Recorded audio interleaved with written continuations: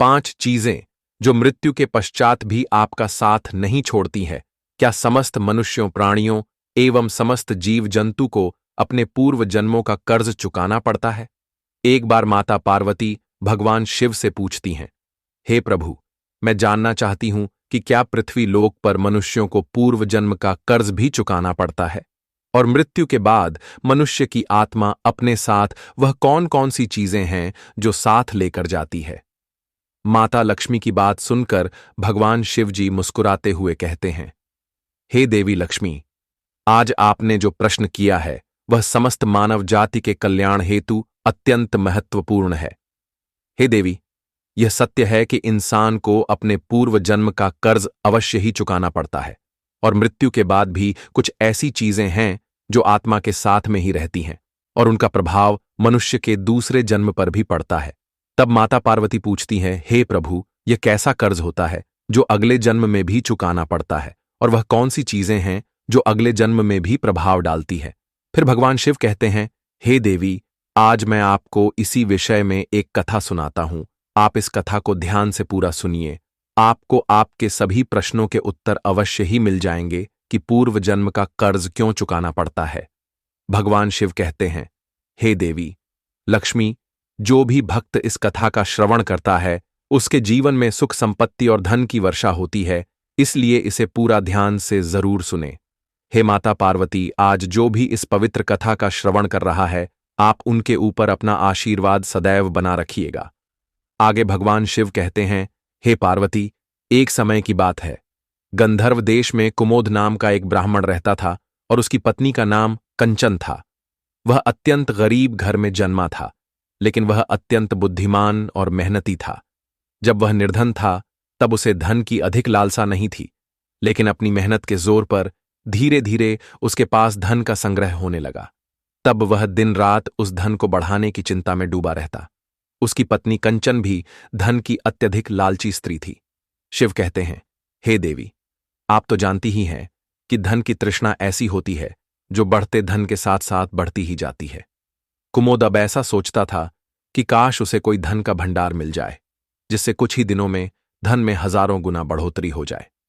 हे देवी पार्वती, पहले वह धन को चंचल और हाथ का मैल समझता था और कहता था, धन का क्या है, वह तो हमेशा आता जाता रहता है।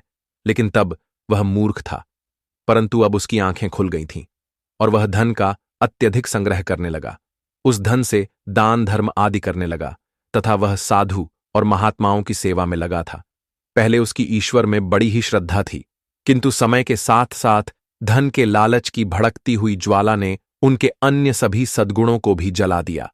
धन की लालसा ने उसकी अंतरात्मा को हमेशा के लिए नष्ट कर दिया। पहले जब भी कुमोद के द्वार पर कोई साधु महात्मा आते तो उसका मुख फूलों की तरह खिल उठता था, परंतु अब आदर सत्कार के समय मुख पर निराशा और मायूसी ही रहती है। भगवान शिव कहते हैं, हे देवी पार्वती, एक बार की बात है। संध्या का समय था। कुमोद के द्वार पर एक साधु आकर रुका और बोला, हे पुत्र, मैं एक यात्री हूं और आगे कैलाशपति के दर्शन करने कैलाश पर्वत पर जाना है। आज की रात बिताने के लिए साधु को मिल जाए तो अच्छा होगा। मैं बड़ी उम्मीद के साथ आपके द्वार पर आया हूं। उस साधु का मुख संतोष की मूर्ति था, आंखों में अमृत और मुंख में शहद सी मिठास, जिस कारण से कुमोद का हृदय भक्तिभाव से भर गया और वह उन्हें प्रणाम करते हुए बोला, जरूर महात्मा, आपकी सेवा करना तो मेरा परम कर्तव्य है। आज आप हमारे घर पधार कर मेरे घर पर आपके चरण स्पर्श से मेरा घर परम धाम बन गया है। तब वे साधु मुस्कुराते हुए कहते हैं, बेटा, आजकल के समय में तुम्हारे जैसे भक्तिभाव वाले पुरुष बड़ी ही मुश्किल से मिलते हैं। इस संसार से धर्म का भाव ही जैसे उठ गया है। इस प्रकार से साधु के मुख से अपनी प्रशंसा सुनकर कुमोद का हृदय खिल उठा। उसको ऐसा प्रतीत हुआ मानो उन्हें स्वर्ग में ही स्थान मिल गया हो। उनके होठों पर शब्द आ ही गए थे, लेकिन उन्हें दबा दिया और उन्होंने कहा, महाराज, अगर हम आप जैसे संतों की सेवा नहीं करेंगे तो इस मानव जीवन का क्या लाभ। ऐसा कहते हुए कुमोद उन महात्मा को अपने घर के अंदर ले गया। जब उन्होंने घर में प्रवेश किया तब कुमोद ने उनके स्वागत सत्कार में कोई कमी नहीं की। उन्हें खाने के लिए स्वादिष्ट भोजन बनवाया, नाना प्रकार की मिठाई बनवाई उसके बाद दाल और सब्जियों में इतना घी डाला जैसे नदी की धारा में जल बहता है। भले ही कुमोद उन महात्मा को इतने पौष्टिक आहार देने के पक्ष में नहीं थे, लेकिन इस महात्मा की बातों में कुछ ऐसी शक्तियां थीं कि उनके वर्षों पुराने विचार चंद पलों में बदल गए, जैसे सूखी धरती पर एक दिन की बारिश से हरियाली छा जाती है। इस भक्तिभाव से महात्मा का दिल खुश हो गया। रात भर बातें होती रहीं, ज्ञान और भक्ति की चर्चाएं चलती रहीं। अंत में कुमोद ने पूछा कि महात्मा जी, आप साधु कैसे बने? साधु ने हंसकर उत्तर दिया, बेटा, बुढ़ापा आ गया है, अब क्या सारी उम्र गृहस्थी में ही फंसा रहूंगा? कुछ हरिभजन भी तो करना चाहिए। ईश्वर कृपा से बहुत धन कमाया है। मेरे 4 पुत्र हैं और एक पुत्री भी है। अब सारी संपत्ति उन सब में बांट दी है और अब तीर्थ यात्रा को जा रहा हूं। फिर कुछ समय के पश्चात कुमोद ने साधु की तरफ देखा और पूछा, बाबा, आपने अपना सब कुछ बच्चों को दे दिया या अपने पास भी कुछ रखा है? तभी साधु ने उत्तर दिया, बेटा, मेरे हाथ में जो यह लाठी देख रहे हो, यह अंदर से खोखली है। इसमें मैंने 500 सुवर्ण की मुद्राएं डाल रखी हैं। यात्रा में कभी कभी धन की आवश्यकता भी पड़ जाती है।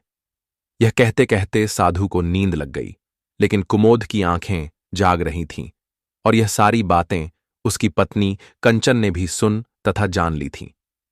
अब रात्रि का पहला पहर बीत गया था। वह बार बार महात्मा की लाठी को देख रहा था और मन ही मन कुछ सोच रहा था।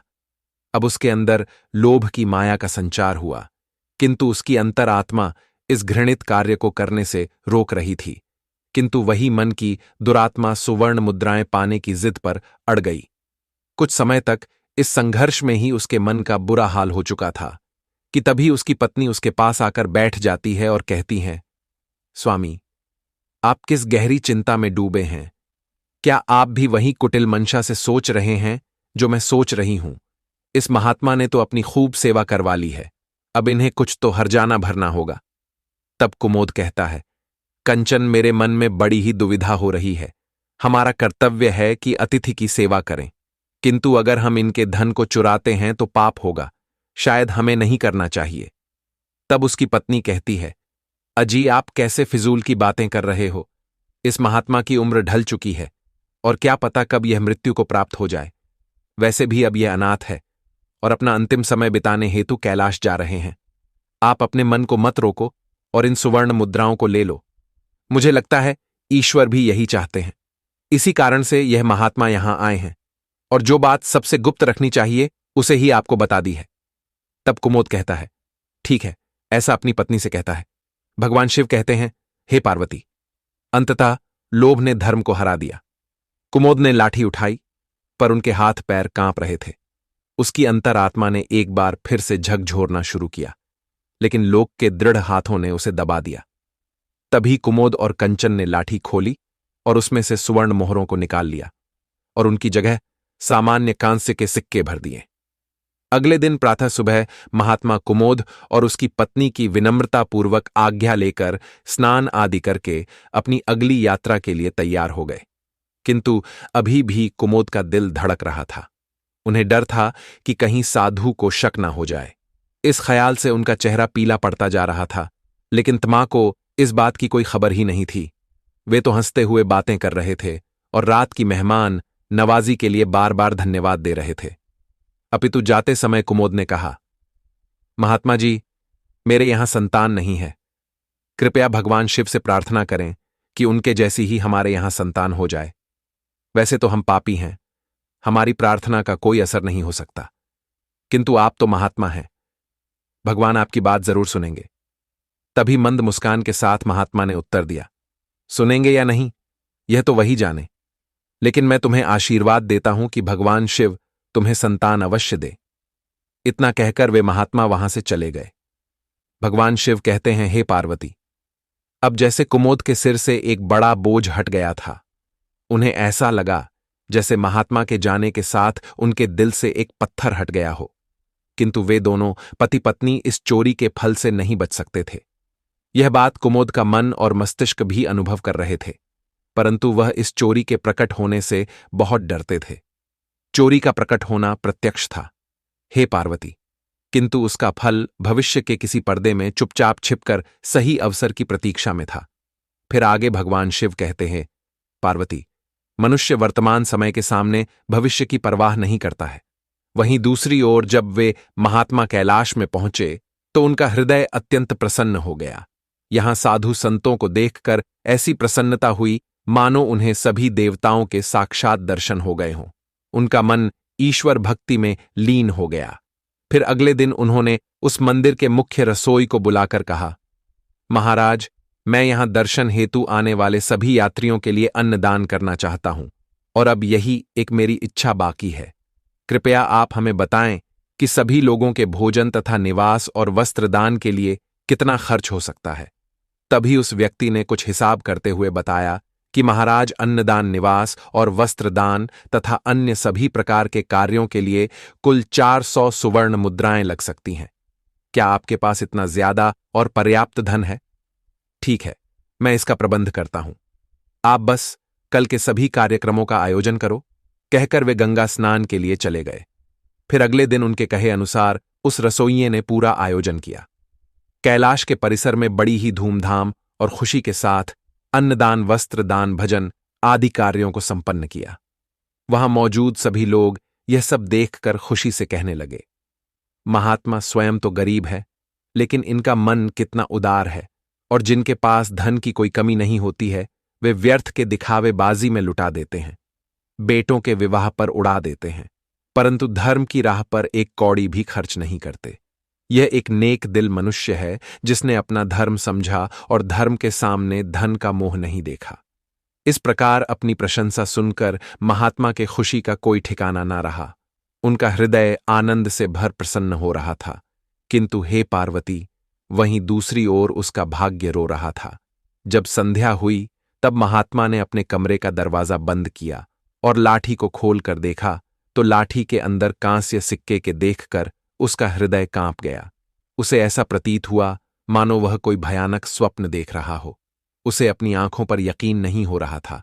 वह चाहता था कि यह स्वप्न जल्द से जल्द टूट जाए, पर यह कोई ऐसा स्वप्न नहीं था जिससे नींद खुल जाए।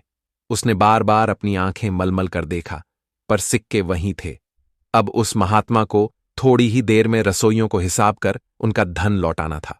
उसने सोचा, अब क्या होगा। अपमान की छवि उसकी आंखों के सामने खिंच गई और कहने लगा, हे प्रभु, आप मुझे क्षमा करें, और वहां कांपते हुए खड़े हो गए। उन्हें अपमान का ख्याल ही अपमान से भी ज्यादा डरावना लग रहा था। अब उनमें इसे सहन करने की शक्ति नहीं थी। वे कुछ देर तक सोचते रहे और उन्होंने अचानक से दरवाजा बंद कर दिया और साथ ही उम्मीदों के द्वार भी बंद हो गए। महात्मा ने चारपाई की रस्सियों को निकाला और उन्हें छत से लटका दिया। अब मौत दरवाजे पर खड़ी थी कि तभी महात्मा की अंतरात्मा ने उपदेश दिया। दिमाग ने भी सलाह दी कि यह तुम क्या कर रहे हो। आत्महत्या सबसे बड़ा निंदनीय कर्म है, ऐसा मत करो। पर निराशा ने हर तरफ से हरा कर रख दिया। महात्मा का चेहरा मृत व्यक्ति की तरह सफेद पड़ गया था। तब उसने चारपाई पर खड़े होकर अपनी गर्दन में फंदा डाला और कांपते हुए पैरों से चारपाई को ठोकर मार दी। वह महात्मा फांसी पर झूल गया और उसकी मौत हो गई, जहां सुबह बहुत सुखपूर्वक शांति थी। लेकिन किसे पता था कि शाम इतनी दुखद होगी। कुछ ही समय बाद इस घटना का चारों ओर बोलबाला हुआ। यह सब देखकर उस रसोइये ने ही महात्मा का अंतिम संस्कार किया और फिर से भगवान का नाम लेकर अपने काम में लग गया। भगवान शिव कहते हैं, हे पार्वती, वे महात्मा तो मर गए, लेकिन उनका आशीर्वाद अभी भी था। 1 साल के भीतर ही चोर ब्राह्मण कुमोद के घर में एक पुत्र का जन्म हुआ। इस अवसर पर कुमोद ऐसे प्रसन्न थे मानो सारे संसार का धन उसे मिल गया हो। अब तो अंधेरे घर में प्रकाश छा गया था। उनके पैर धरती पर ना पड़ते थे। उसने बालक का नामकरण संस्कार बड़ी ही धूमधाम से किया। इस उत्सव के अवसर पर एक नगर भेज दिया गया। उस दिन कुमोद ने अपनी सारी जिंदगी की कंजूसी निकाल दी और धन को पानी की तरह बहाया और बालक का नाम भार्गव रखा गया। जैसे जैसे वह आयु में बढ़ता जाता, कुमोद की कामनाएं पल्ला पसार रही थीं। भार्गव बहुत ही सुशील और भगवान का उपासक बालक था। उसकी तीव्र बुद्धि देखकर आश्चर्य होता था। लोग कहते थे कि यह कुल का नाम बढ़ाएगा। कुमोद यह सुनकर फूले न समाते। उसकी शरीर को और चंचलता को देखकर उनका प्यार और भी बढ़ता जाता था। इसी प्रकार 6 वर्ष बीत गए। आत्मदेव शिक्षा ग्रहण करने हेतु आश्रम में गया। वहां भी उसके गुणों का विकास होने लगा। वह हमेशा अपनी कक्षा में अव्वल आया करता था। कुमोद यह देखकर ईश्वर को धन्यवाद करता था। लेकिन कभी कभी जब उन्हें उस महात्मा के साथ अपने दुर्व्यवहार की याद आती तो उनके दिल में चुभन होती और उनकी आत्मा पर एक अनजाना सा डर छा जाता था। उन्हें बार बार अपने ऊपर गुस्सा आता था। वे अक्सर मन ही मन दुखी होते रहते थे और मन ही मन कहते कि मेरी बुद्धि कैसी खोटी थी, मैंने ऐसी मूर्खता क्यों की। लेकिन बीता हुआ समय उनके हाथ में नहीं आ सकता था। उन्होंने सुवर्ण की 500 मोहरों को एक लाल वस्त्र में बांधकर संदूक में रख दिया और यह किया कि वे उस महात्मा को वापस दे देंगे। फिर उन्होंने महात्मा की खोज शुरू कर दी।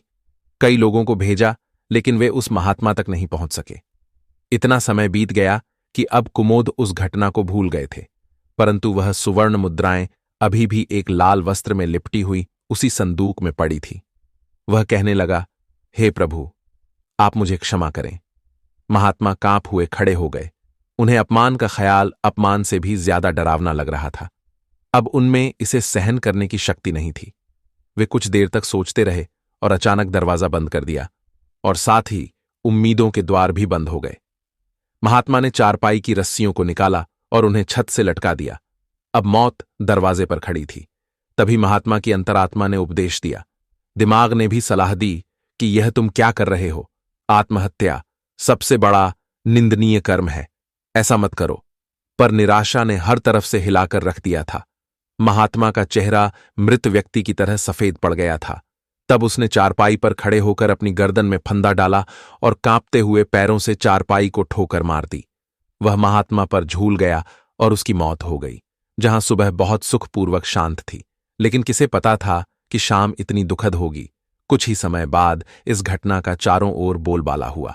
यह सब देखकर उस रसोई ने ही महात्मा का अंतिम संस्कार किया और फिर से भगवान का नाम लेकर अपने काम में लग गई। श्रोताओं, भगवान शिव कहते हैं, हे पार्वती, वे महात्मा तो मर गए, लेकिन उनका आशीर्वाद अभी भी जीवित था।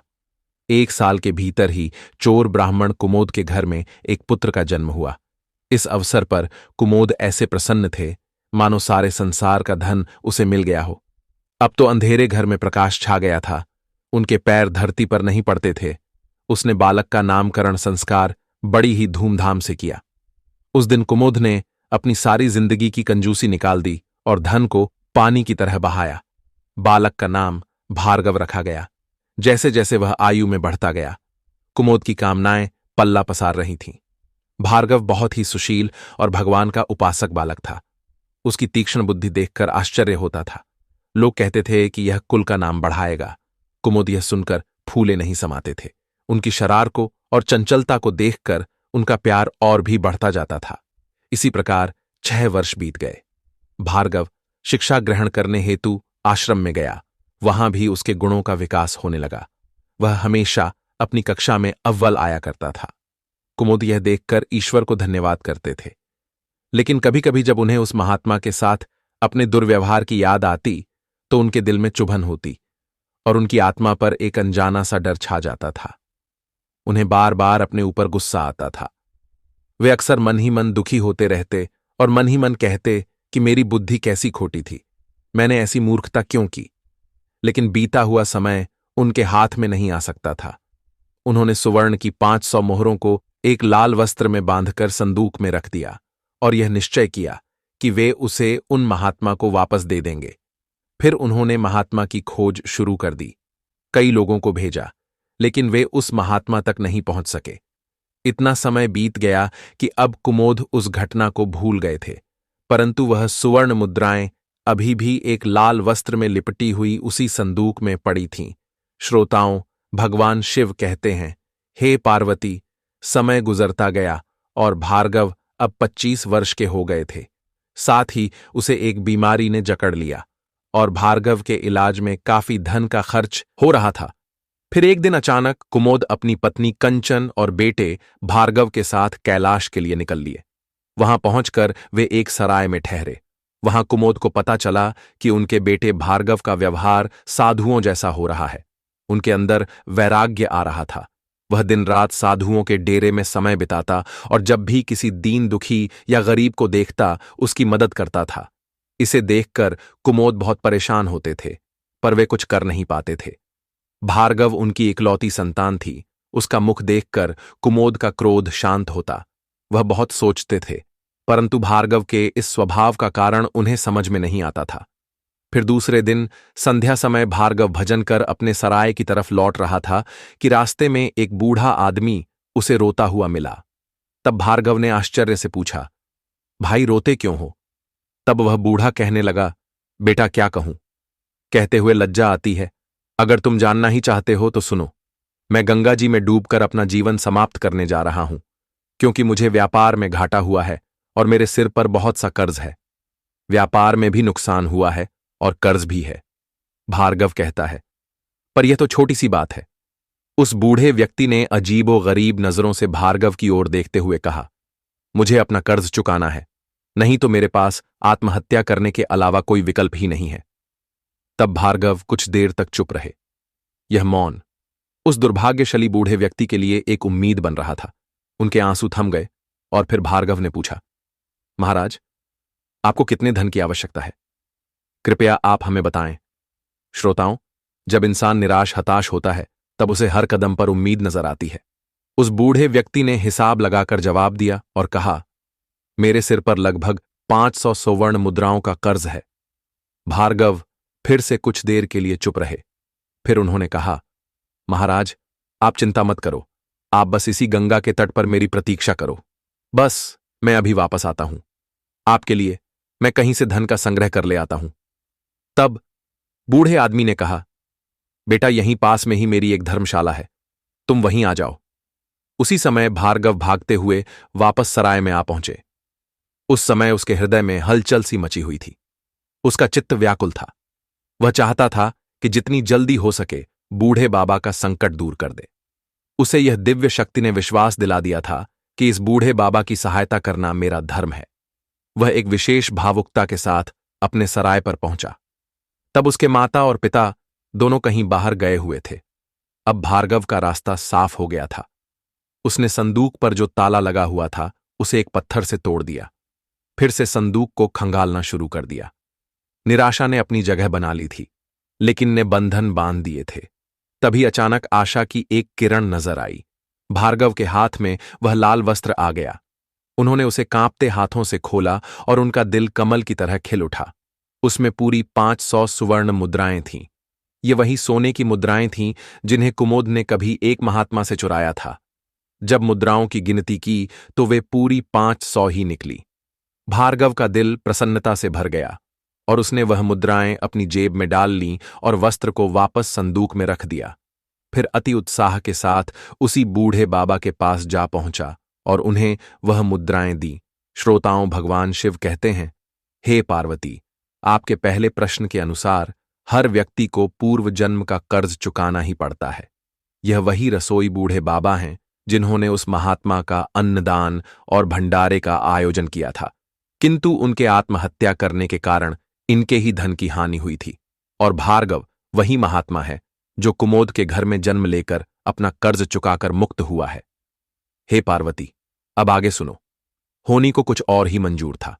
जब भार्गव वापस लौटा तो उसके मन में एक अनोखी शांति थी, मानो उसका जन्म इसी कार्य को पूर्ण करने हेतु हुआ था। अब उसकी बीमारी ने उसके ही प्राणों की आहुति ली। वहीं जब दूसरे दिन सुबह यह बात कुमोद और कंचन को पता चली कि उनका पुत्र मृत्यु को प्राप्त हो चुका है, तो इस दुख के कारण उनका हृदय अत्यंत पीड़ा से भर गया और निराशा के साथ उन्होंने भी अपने प्राणों को त्याग दिया। जब उन तीनों की मृत्यु हुई तो उसी रसोई ने उनका अंतिम संस्कार किया। हे पार्वती, जब उन तीनों की आत्माओं को यमराज के दरबार में लाया गया तब यमराज ने भार्गव को स्वर्ग में भेज दिया। वहीं दूसरी ओर ब्राह्मण कुमोद और उसकी पत्नी कंचन को घोर नरक में डाल दिया गया। तत्पश्चात उन दोनों को ही अपाहिज बनाकर धरती लोक पर कुत्ते के रूप में जन्म लेकर वापस भेज दिया गया। जो भी मनुष्य अपने जीवन में कर्ज नहीं चुकाते हैं उन्हें जन्म जन्मांतर तक कष्ट भोगने पड़ते हैं। इसीलिए मनुष्य को कभी भी किसी भी प्रकार का एहसान और कर्ज चुकाना चाहिए। श्रोताओं, भगवान शिव कहते हैं, हे पार्वती, आपके दूसरे प्रश्न के अनुसार मृत्यु के पश्चात भी 5 ऐसी चीजें हैं जो शरीर का साथ नहीं छोड़ती हैं और मृत्यु के पश्चात भी उस आत्मा के साथ ही रह जाती है।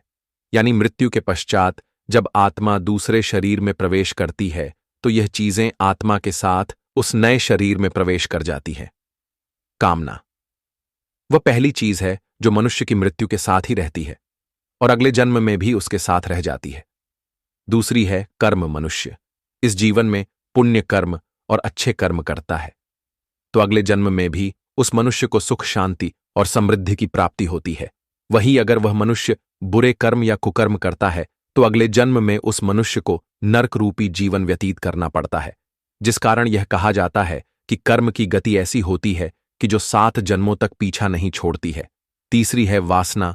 वासना भी कामना का ही एक प्रकार है। वासना एक ऐसी चीज मानी जाती है जिसका कोई भी अंत नहीं है। मृत्यु की चौखट पर आए हुए लोग भी वासना से मुक्त नहीं हो पाते हैं। इस सांसारिक सुख की चाहत और काम की इच्छा वासना कहलाती है। मन की शांति और ज्ञान ही एकमात्र वस्तु है जो वासना से मुक्ति दिलवा सकती है। चौथी है स्मृति या ज्ञान। बुद्धिमान मनुष्य हमेशा ही बुद्धिमान और विवेकशील रहते हैं, जिस कारण से उन्हें जल्दी मुक्ति की प्राप्ति होती है। और पांचवी बात है कर्ज। एक ऐसी चीज है जो मनुष्य के मरने के बाद भी उसका पीछा नहीं छोड़ती है। अगर किसी से कर्ज लिया है तो उसे मरने से पहले जरूर चुका देना चाहिए। लिया गया कर्ज और दिया गया कर्ज जन्म जन्मांतर तक उस मनुष्य के साथ ही रहता है। अगर कोई मनुष्य कर्ज लेकर मरता है तो उसका कर्ज परलोक में वापस मांगा जाता है, साथ ही उसे अपने कर्ज की सजा भी दी जाती है। इतना ही नहीं, पुनर्जन्म में उस कर्ज के भरण के तौर पर उस मनुष्य के शरीर के किसी भी हिस्से को अपंग या अपाहिज बना दिया जाता है। अगले मिलने वाले जन्म में भी वह व्यक्ति सुख सुविधाओं से दूर रहता है और हमेशा अपने जीवन में असफल रह जाता है। श्रोताओं, तो उम्मीद है आपको यह कथा पसंद आई होगी। वीडियो को लाइक जरूर करें और कमेंट में हर हर महादेव अवश्य लिखें।